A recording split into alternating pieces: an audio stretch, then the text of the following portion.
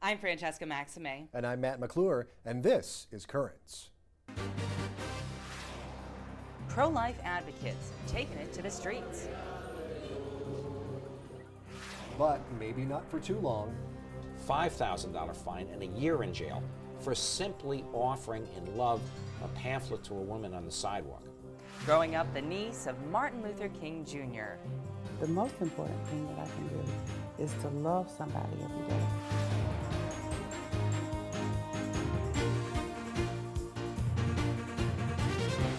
Good evening. In just a few weeks, New York City's clinic access bill will take effect.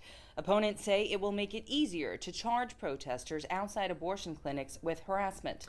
But a couple of groups say it's not going to stop them. One of those groups is called the Helpers of God's Precious Infants. That group brings their pro-life message to Brooklyn and Queens with monthly masses and prayer vigils outside abortion clinics. Recently, we caught up with them at Our Lady Queen of Martyrs in Forest Hills. So we're not going simply to save babies' lives, physical lives. We want to, of course. We're going there to change hearts, to change souls. And we can't do that. Christ, God can do it, but He can do it through us and with us. He needs us. He needs our permission to do so. My name is Monsignor Philip Riley. I'm a priest for 49 years. And this morning we had a Helpers of God's Precious Infants prayer vigil at Queen of Martyrs Church.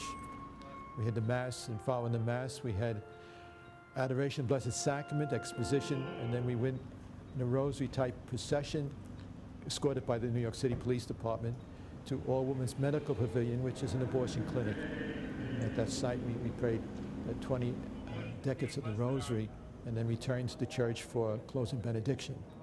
So we started from a parish at Queen of Angels in Regal Park. It was the first prayer vigil. We went to Choices. We had 1,000 people came on the first prayer vigil. And the media was there, and it was something different. In other words, it was totally legal, totally acceptable. The police actually accompanied us as they did today, you see. And it was the beginning, because from then, we would then go the following month to another abortion clinic with a prayer vigil, and we'd leave a group behind at the place where we were the previous month.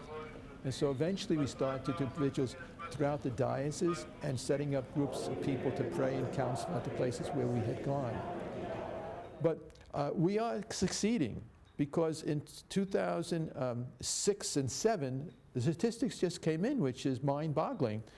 The amount of babies that were born in the United States was the greatest amount of babies born in 1 year in the history of the United States, even more than in the baby boomers' years. The amount of young people who kept their children was the greatest amount that they have recorded. Now, that tells you something. And then I said the Gallup poll that was just taken and released this past week shows the majority of the Americans are now pro-life as opposed to pro-choice. That includes both men and women. So that the impact of God's people being present at these sites is incredibly important from the point of view of it is what Jesus wants. We are doing the work of Christ. He's doing it through us, with us, and in us. And the people are really becoming Christians because you're loving your enemies. And it's that constant drop of water which puts the hole in the rock rather than the big splash. It's the constant presence and prayerful presence outside these places, relentlessly, endlessly, until we win. And the God's people are doing it, and that's a tremendous blessing to the world.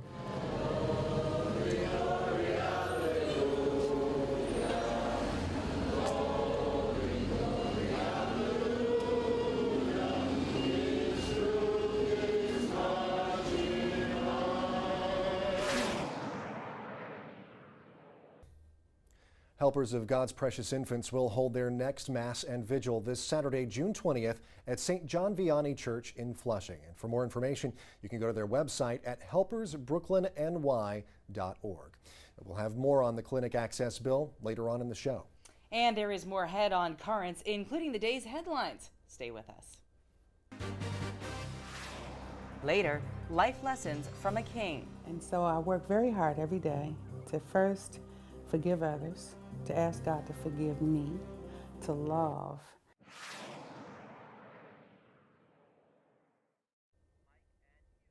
Welcome back to Currents. I'm Matt McClure. Topping today's headlines, continuing controversy over same-sex marriage. As this year's legislative session in Albany draws to a close, New York's Catholic bishops are urging people to call their state senators and voice opposition to a bill that would legalize same-sex marriage. Now, Governor David Paterson has long been an advocate of gay rights. He's promised to sign that bill. In Minnesota, the Cathedral of St. Paul is now the first national shrine in honor of that namesake. The Vatican and U.S. bishops granted the special designation, which comes as the church prepares to conclude the year of St. Paul. Well, plans could soon be finalized for the first meeting between the president and the Pope. Sources tell the National Catholic Register that the Vatican and the White House are working on a definitive date. President Obama will be in Italy for the G8 summit next month. Father Alberto Coutier is now a married man. The popular Miami priest married his girlfriend of almost 2 years in a civil ceremony on Tuesday. Father Coutier recently joined the Episcopal Church after his relationship with a woman became public. Well, we recently told you about a new book that claims the Soviets led a smear campaign against Pope Pius XII. But as we hear from Rome reports, they may not have been the only ones out to get the Pope. The Vatican newspaper L'Osservatore Romano has reported that Hitler had intentions to assassinate Pius XII as a revenge against the Italians who arrested his ally, Benito Mussolini. According to the reconstruction of events, the plot was being planned at the Reich's general headquarters in Berlin at the end of July 1943. The Vatican newspaper says Hitler wanted to teach Italy a lesson by deporting or killing the King of Italy and the Pope. But the head of the German intelligence service at the time, Admiral Wilhelm Canaris, decided to boycott the operation. He told an Italian general who spread the word in Rome that the Nazis wanted to kill the Pope. After that, the plan was abandoned. 3 years later, Admiral Canaris was executed for participating in Operation Walkyria, the failed plot to assassinate Hitler.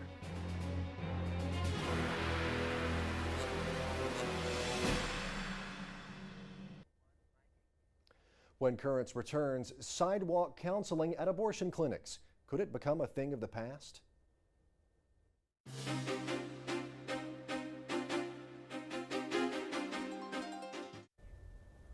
Earlier, we showed you helpers of God's precious infants and their pro-life ministry, but they aren't the only group that could be affected by the city's clinic access bill, which becomes law next month. That's right. Yesterday, I spoke with Chris Slattery. He's the founder and president of Expectant Mother Care, EMC Frontline Pregnancy Centers. He described some of the work they do around the greater New York region. We saw earlier on in the show the profile of another pro-life group. You're part of Expectant Mother Care is a pro-life organization, right? That's right. Now, we did a profile earlier in the show of another group that does very peaceful demonstrations at abortion clinics and things like that. Tell us how your group, Expectant Mother Care, goes about things maybe a little bit differently. Our outreach has been in New York City for 25 years, and we have counseled 100,000 girls and women in crisis pregnancy over those years, starting out in Manhattan in the mid-'80s, and we're now all over the city. We have offices in the Bronx, Queens, and Brooklyn. And every year now we serve over 7,200 girls and women, most of whom are pregnant. We reach most of them in the dozen clinic offices that we have throughout the city. But we also, like the helpers of God's precious infants, have a street outreach, which we do primarily in the Bronx and in Queens. We have our own mobile clinic with ultrasound on board. We take it to the sidewalks around abortion clinics, and we have teams of sidewalk counselors who try to reach girls and women on their way in for an abortion. Gotcha. So what kind of response have you received from mothers who maybe have come into those mobile clinics and maybe seen an ultrasound? Well, it's been tremendous. Especially the better the weather, the better the response. If it's raining, if it's a heat wave, people want to get off the sidewalk and right into a air-conditioned or heated building. But we have climate control in our little minibus, and if we're successful in getting a conversation going, just this morning we had a woman come into our minibus before 8 a.m. in the South Bronx, Last week, we had one day where we had 7 young women come in for ultrasounds and counseling. Women that had abortion clinic appointments, literally steps away from our minibus. And on an annual basis, literally hundreds of women come in and get ultrasounds and choose life, who would have otherwise had an abortion. Now, tell me a little bit about, for those who may just be joining us, tell me a little bit about what the Clinic Access Bill is.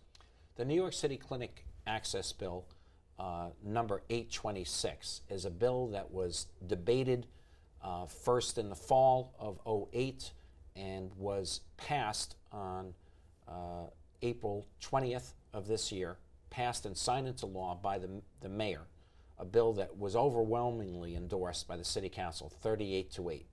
It basically is a way for the pro-abortion forces, in my opinion, to literally hose us off the sidewalk with a bogus legal maneuver that will empower the abortion clinic to literally make the charges against the pro-life forces without the input of the actual mother that was allegedly harassed by us. In other words, it's like Democrats being able to accuse Republicans of bad behavior out on the sidewalk, or the Ku Klux Klan gets to charge the civil rights activists on the streets with harassment of their people going in. It's completely biased. You're giving a tool to two sides of a contentious issue and debate, of course, and you're allowing one side to say the other is running foul. The person who is going in for an abortion has traditionally had to make the charge of harassment if she feels she's harassed. Well, the police almost never make arrests of our people throughout the city because we're peaceful, we're loving, we're caring, and no harassment, no arrest. Now an abortion clinic can make a charge, and we're very concerned about it because it's going to put us on a first offense, 6 months in jail and a $1,000 fine, second offense, $5,000 fine, and a year in jail for simply offering in love a pamphlet to a woman on the sidewalk. If that's perceived as harassment, and it usually is, just that act, by an abortion clinic, they can have us locked up. Right. That is scary. Now, you were telling, and I just wanted to ask, kind of, since this bill has gone into effect, has there been any difference in the response that maybe you receive from clinic workers or mothers or expectant mothers going in and leaving these clinics? Well, the bill has a 90-day latency period, so the bill will not go into effect till actually July 20th. Gotcha. So we're waiting. We're getting nervous. It's coming. And just last week, an officer of NARAL, the National Abortion Rights Action League, came up to the South Bronx, went into their clinic, had a talk, came out, and pointed to our staff outside and said, "You'll all be gone soon." And I also should point out as well that our producers had contacted NARAL. They had contacted several other pro-choice groups and those that would advocate for choice for abortion, and they had refused to come on the show. So just to put that out there so everyone knows that they had been contacted. I think they're embarrassed, frankly, that they are trampling on our First Amendment rights so badly, because the left has traditionally been a great advocate of the rights of free speech and assembly. Now, I'm going to be the first guy to say no one has the right to touch a stranger on the sidewalk, no one has the right to block their passage, no one has the right to physically intimidate them. And if any of us do that, we should be arrested. But we don't do any of it. And what I fear is that just by literally walking a few steps along someone and handing them a brochure and saying something that may annoy them, even though it was not aggressive speech, that is going to be perceived as harassment. That has never been the standard of harassment in our city or in our country. Yeah. All right. Well, Christopher, thank you so much for being here today. We appreciate it. Thanks a lot, Matt. Thanks. That is Chris Slattery there, founder and president of Expectant Mother Care, EMC Frontline Pregnancy Centers. And for more information, you can go to emcfrontline.org. And there's more currents just ahead. Coming up, eyewitness to history. My daddy's voice, I can hear it now. And he's like, you can't hate the people that did this.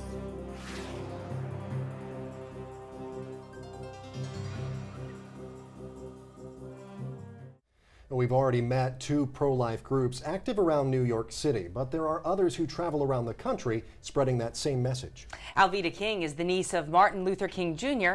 She's continuing her family's civil rights legacy, in her case, speaking out for the unborn.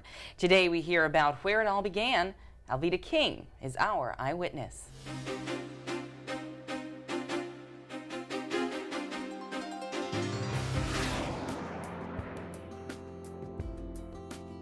And I remember my grandfather, Martin Luther King Sr., who I always said was my very best friend, and he would say, I've got faith, I've got hope, and I've got love. And he says, I'll never stoop so low as to let another man cause me to hate him. And so I work very hard every day to first forgive others, to ask God to forgive me, to love. Very often I read the Bible, I worship, I play worship music, and I pray. And I pray every day. But the most important thing that I can do is to love somebody every day and to not do evil to others, and I work very hard to live that way as well. Birmingham is being called Bombingham because they were bombing houses and churches and motels. I went to school with one of the little girls. You couldn't really understand. As I can remember being 12 years old as a child, how could somebody do this to little girls who never did anything to them? It was one of my very first lessons in forgiveness because my parents, my daddy, said you cannot hate the people who did this. And I remember that just as clearly. My daddy's voice, I can hear it now. And he's like, you can't hate the people that did this. And we're going to go out and we're going to march. And he said, we'll take the children because surely they won't harm any more of our children. When I was a very little girl, I went to Ebenezer Baptist Church. And around the corner, there was a lovely Catholic church. And a little friend of mine who was also going to Catholic school at the time, our church service was long enough that we could check in at the Baptist church, sit up in the balcony, slip out and go to Mass, and finish Mass and come back to church. And so I've attended Mass many, many times over the years. I believe that the Catholic Church has demonstrated and proven that they are the leaders in the life movement. And I have a tremendous respect for that. On the day that I'm 100, I would like to think back and believe that I have given everything I could to love the Lord Jesus Christ and to love the people that He creates. And in that love, to promote life, liberty, and the pursuit of happiness.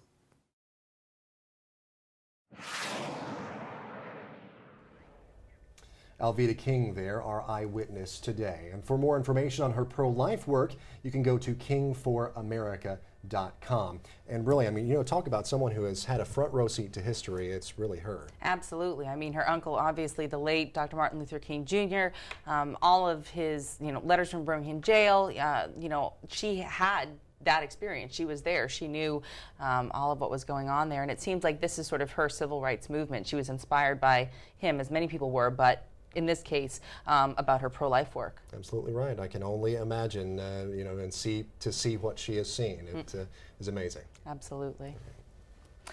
Well, on tomorrow's edition of Currents, our Lino Rulli goes on a date. He seriously does, but with a unique kind of woman. All that and more tomorrow on Currents. It should be interesting. Remember, you can always watch us online at netny.net. That's it for this edition of Currents. I'm Matt McClure. And I'm Francesca Maxime. Thanks for joining us and have a great night.